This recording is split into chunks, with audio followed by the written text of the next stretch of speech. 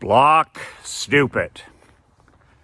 Thanks to social media, the internet, so-called smartphones, video games, all technologies and devices and softwares designed by some of the brightest technology and addiction wizards on the planet to dumb down the North American general public. Class is in session today. Michael McLean, nobullbook.com. You want it all. You want to build your own world. You want a marriage that's on fire. You want a 7-figure, 8-figure income and business. You want marketing that pays for itself. You want to get in the best physical and mental health of your life. You want to make an impact in your community. Build a legacy for your grandkids, your great-grandkids. Go to nobullbook.com. Build a life you don't need to escape from. Build a life you never have to vacation from. nobullbook.com. My paper and ink newsletter, you can subscribe. Immigration is closed until October, but you can get yourself on the waiting list for the October edition. Badassletter.com. That's badassletter.com. That is my monthly paper and ink 20-page physical newsletter, the Michael McLean World Building Letter, badassletter.com. So, block stupid. Statistics are showing us today and late in 2022 that the average North American attention span is now somewhere between 3 seconds and 7 seconds, depending upon the person. 3 to 7 seconds. Our children, our teenagers, 3 seconds. 3 seconds. And if you've done any research in terms of digital dementia, digital addiction, you'll understand that this is on purpose. For years, kids now that are in teenagers, they've been on a screen since they were born.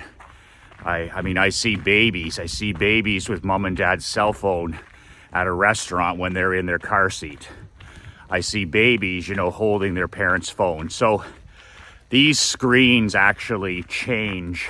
They reboot every 2 to 3 seconds and have for years.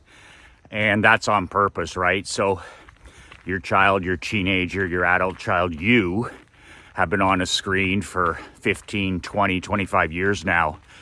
And the screens, no matter if you're working on a phone, a pad, a television set, a PC or laptop, every 3 seconds when you're watching a video or you're playing a game or whatever the hell you're doing, the screen flickers every 2 to 3 seconds. That's on purpose. That's training the brain to reset. It's keeping you engaged in the technology, and it's destroying your attention span. It's rewiring your brain for 3 seconds. And it's worked. It's worked for 20 years. It's worked. Big tech has worked on this. It starts with infants, toddlers, children, teenagers. 3 seconds. It's called the flicker. So is it any wonder that when we're speaking to a teenager, or a teacher is teaching a class, or somebody's giving a speech or a presentation, and people are completely lost and checked out after a few seconds? Is it any wonder, children, teenagers, adult children, businessmen have a hard time sitting down and even reading a book for 5 minutes? Next to impossible for some men, maybe you. And it's because your attention span has been destroyed on purpose. It's a muscle that's been rewired and destroyed on purpose. So if you're one of these block stupid 3-second guys where you can't focus on anything if it's not a tweet or a TikTok video or an Instagram or Facebook or any of this stuff, if you can't focus for more than 3 seconds, 7 seconds, whatever it is, there's hope for you. There's hope if you excuse yourself from all this digital dementia addiction And secondly, yes, you can, through time, rebuild your attention span muscle. It's a muscle. Your brain is a muscle. So you can build it through things like reading physical books, through writing with pen and paper, journal. This is why all my guys do this stuff. I force them to journal. I force them to read real physical books. I force them to walk without technology. All of this stuff is to build their attention span, which has been destroyed over the last 20, 25 years. They've been part of the flicker, no different than I have. So this is what you're fighting. So I've come up with a resource here that I'll share, and it's in the, I'll put it in the PS in this email, and I'll put the link, Marc-Andre will put the link below. It's called grayscaling. Grayscaling. And I'll actually put a link to the article from Wired so but basically it's a weapon that you can use today. You can adjust your phone to what's called grayscaling. And all it means is it takes all the color. It's Friday. Tom is a brand new grandfather. He was in the Dominican last week, about 10 days ago, and he is a brand new grandfather. That is called woo! Hey, Grandpa. Big Friday. Huge Friday. Grandpa's ready to rock. Nice. Go make some money. The economy needs it. I know. Sell a Rolex or two. So, great guy. Great guy. So, he bought me this Vegas hat when he was in Vegas. Always thinks of other people. Always thinks of other people. It's called grayscaling, and it takes all of the visual addiction, like the colors especially, out of everything on your phone. So Marc-Andre told me about this, and he's 25, and he said, Michael, here's a tool that our people can use that I think is going to be very valuable. I believe in environment, by the way. I believe that if you're serious about reducing your cell phone use, if you're serious about repairing your lost attention span, if you're serious about checking out of digital dementia technology, then environment's all that matters. In other words, you lock those things away. Like, I don't carry a cell phone. I haven't carried a cell phone for 20 years. I use a cell phone as a tool for videos like this. I'll use it. I don't know. I leave it sometimes for days on end. It powers down and I don't even look at it. So there's less than 15 people that would have my cell phone number and nobody would ever call me on it. So that's my environment. I just don't have it. And if I lock it away in the safe, or if I'm on a vacation and I have it, which I usually don't, I put it in a lockbox. I know my top guys, my best students, have a lockbox at the front door, and when they throw their keys up at night, when they come in at 5 o'clock, 6 o'clock, the first thing they do is they lock their phone in there, so it's locked away for the night. And that's the only way. Like willpower is for guys that aren't serious, but this is something that can help. So what it does is it takes the color out of all your videos. It takes all the color out of your screen, and it makes your phone less exciting and less addictive. That's what it does. Now, it may or may not work for you, but it's worth trying. I'm going to get Krista, even though I don't have an issue with this, I'm going to get Krista this morning to grayscale my phone. And the directions are below. I'm not going to go through that shit. I'm not going to do that stuff, but get your kid to do it. Get your son, get your daughter to do it. Get your wife to do it. But don't be spending your time doing that. It's bad enough you're on a phone as it is. But a couple of other things besides that. So I'm going to grayscale this so that, there's no, even the videos are less addictive. They're less color. And you shouldn't be watching that stuff on a smartphone anyways. Like when I do webinars, when I do locker room trainings, when I do press conferences, these morning videos that I shoot, you should be watching these on a laptop at the least, or a PC, a big screen. Like, I never watch anything on my phone like that. Like, I'm serious. I sit down, I lock the door. If I am watching a video, you know, I can be watching a video on Nick Saban or Elon Musk or any of the greats, Henry Ford, Walt Disney, Dana White, any of the greats. Then I sit down and I open up my laptop and I watch it properly. I don't try to do an important job on a little screen.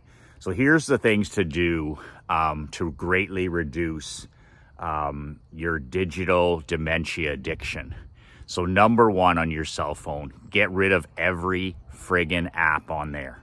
I'm serious. Get rid of every single app that you don't need. And what app do you need? I don't have any apps on my phone. I might as well have a flip phone. And so get rid of all social media apps. Get rid of all ESPN sports apps, you know, baseball, NFL. Get rid of that shit off your phone. No apps whatsoever. Just get rid of all that toxic distraction stuff. Get it off your phone so you can't access it. You can't access Twitter. You can't access social media. You can't access, you know, ESPN, Mad Dog Sport. You can't access any of it. I can't access any of that stuff on my phone. I don't trust myself. I want to make it impossible for me to misbehave. So number one, get rid of every single app off your phone. It's a phone. It's not a toy. It's not a gadget. It's not a TV. Get rid of that stuff. That's how the 99%. The 99%, their phone is just a play toy, and they play all day on app after app. Get rid of that stuff. Secondly, turn off all notifications, including the ringer. Okay? Take the ringer, take the notifications. There's no beeps, there's no dings, none of that stuff. That's Pavlov dogs. That's just ridiculous. Just shut off all that stuff. You should batch, what I call batching, badass batching. You should answer all your emails in a batch of 30 minutes. I check my emails for the first time usually around 12 noon, as soon as I'm done eating, 12:30, and I batch my emails. I answer every email in 30 minutes. I only have like 6 or 7 emails, but I do them all at once at 12 o'clock, 12:30, and then boom. Then I check them again before I leave at 3, and that's it. So I batch my groups of emails. I do email twice a day. That's it. So I don't have any notifications.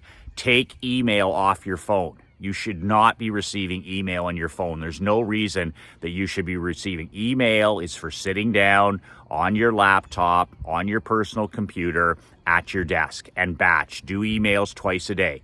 Once in the late morning, once in the late afternoon, done. That's it. Twice a day for email, once a day, that's enough. But get email off your phone. Okay, so no notifications, no email, no applications. It's a silent phone. If it rings, it doesn't ring. So here's a pro tip, a badass pro tip. On your voicemail, I use this because I don't answer my phone, and my phone goes days without being used. Record a voicemail like this, and here's what mine says. Thank you for calling. You have reached the confidential. Okay, here's how it goes. You have reached the confidential voicemail of Michael McLean. Please leave your name, number, and a detailed message, and I will return your call within the next 72 hours. Thank you for calling. So I identify myself, I tell them what to do, and I tell them when to expect a call. 72-hour expectation. And then I also add in that script, I go, the best and fastest way to reach me is by email at michael@email. So I'm going to say that again. So thank you for calling the confidential voicemail of Michael McLean. Please leave your name, number, and a detailed message, and I will return your phone call within 72 hours. In the meantime, the fastest way to reach me is by email at michael@ and I give the email. So what do you think people do? If the call can't be left for 3 days, if it's actually important, not urgent, if it's actually important, then they're gonna send me a quick email. And I love email. Email is the 8th wonder of the world. I've used email for 20 years because I love email because it's documented. I sit down, I think about it. Like, as much as I hate texting, I love email because I can sit down at my keyboard on my own time, when I batch it at 12 o'clock and at 3 o'clock, and I can sit down, I can think, and I can respond properly. None of this sitting there, texting with my thumbs like a baboon.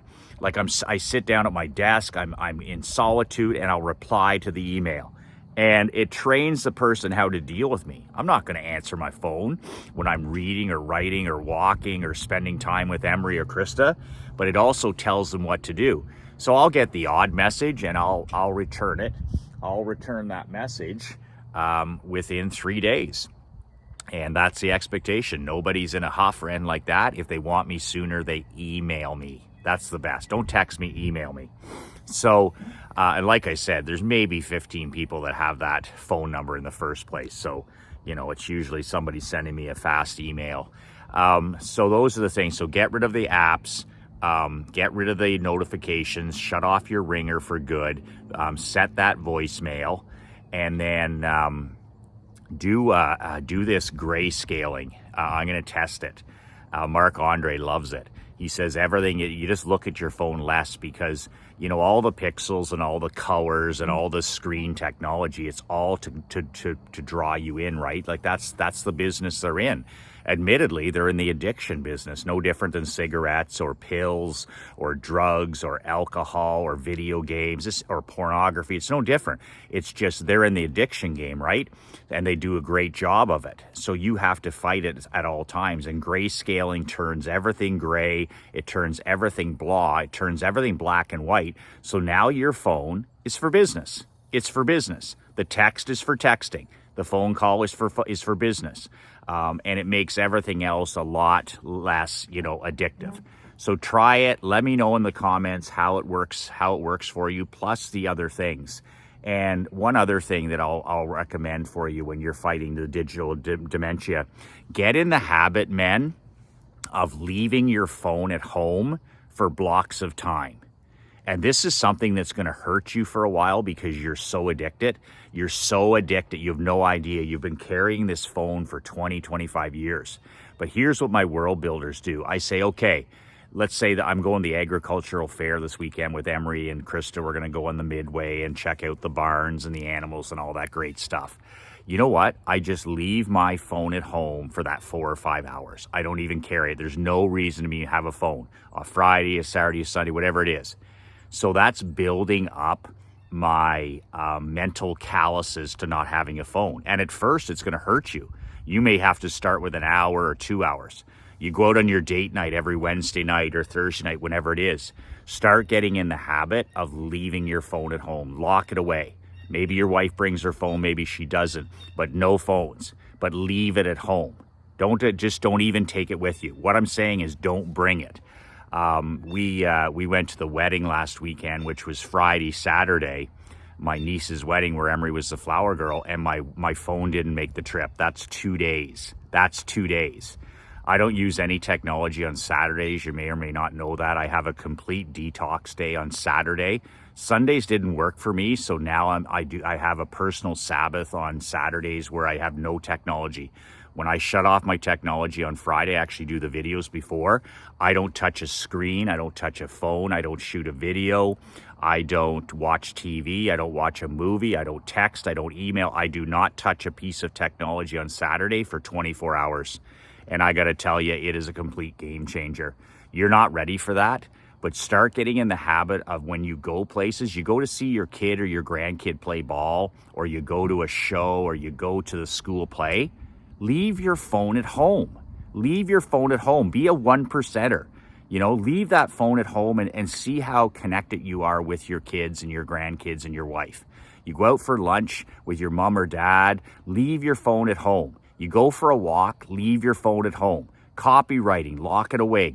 You want to go reading, go in your vehicle, sit down by the river or go to the park. Leave your phone at home. Start seeing how long you can go and leave your phone at home.